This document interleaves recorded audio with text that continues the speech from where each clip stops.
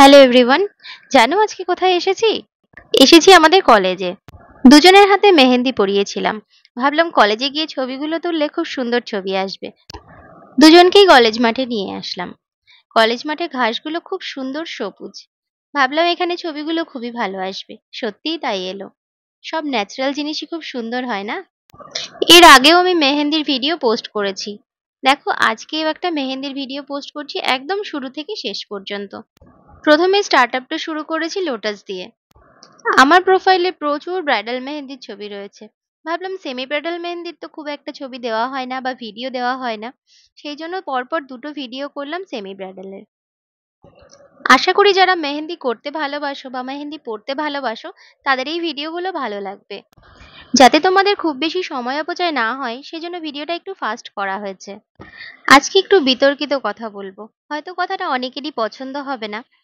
আমরা যখন মেহেন্দি পড়াতে যাই, পাশ থেকে কিন্তু অনেকেই বলে থাকেন, বিশেষ করে কোনো কাকিমা, জেঠিমা, বৌদি যেই হোক, আমার মেয়েকে একটু মেহেন্দি পরিয়ে দিয়ে তো, ও তো বাচ্চা মেয়ে, তোমাদের এমন কিছু খাটনি হবে না। কিংবা এটাও বলে থাকেন, ও একেবারে রোগা রোগা সরু সরু হাত, এটা করতে তোমাদের একটুও কষ্ট হবে না, একটু মেহেন্দি করে দিও তো।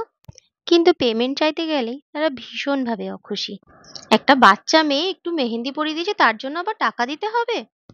বাচ্চাদের হাত হোক বা বড়দের কিংবা বয়স্কদের, ছোট হাত হোক বা বড়, রোগা হোক বা মোটা, আমরা কিন্তু যথেষ্ট যত্ন নিয়ে এবং খুব ভালোবেসে কাজটা করে দিই তাদেরকে।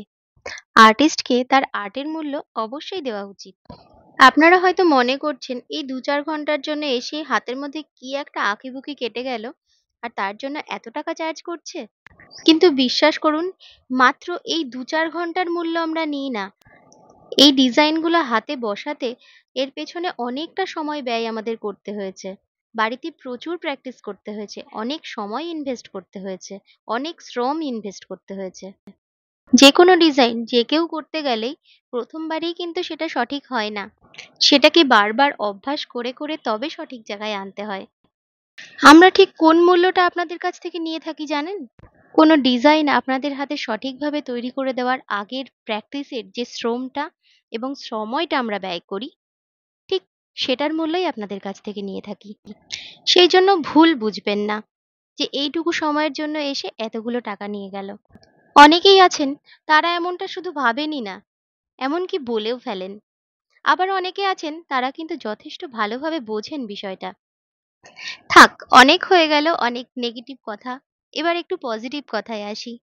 যেই দুজনের হাতে আমি মেহেন্দি করেছিলাম, এরা দুজন আমার মডেল ছিল। দুজনেরই বাড়ি মাঝদিয়াতে। ভারী মিষ্টি দুজন। আগেও এই ডিজাইনগুলো নিয়ে অনেকগুলো রিল পোস্ট করেছি। কিন্তু সেখানে কোথাও বলা হয়নি হয়তো তাদের সম্পর্কে কিছু। তো আমার খুব ভালো লেগেছে ওদের সঙ্গে কাজ করে। ফটো তোলার জন্য কলেজ মাঠে গিয়েও আমরা খুব সুন্দর একটা সময় কাটিয়েছি। আমার তো ভীষণ ভালো লেগেছে। খুব ভালো ভিডিওগ্রাফি আমি পারি না বা খুব সুন্দর যে ছবি তুলবো সেটাও আমি পারি না। তবুও আমি আমার সাধ্যমতো চেষ্টা করেছি। ডিজাইনগুলো কেমন লাগলো আমাকে অবশ্যই জানিও। এতক্ষণ সাথে থাকার জন্য সকলকে অনেক ধন্যবাদ। রাধে রাধে।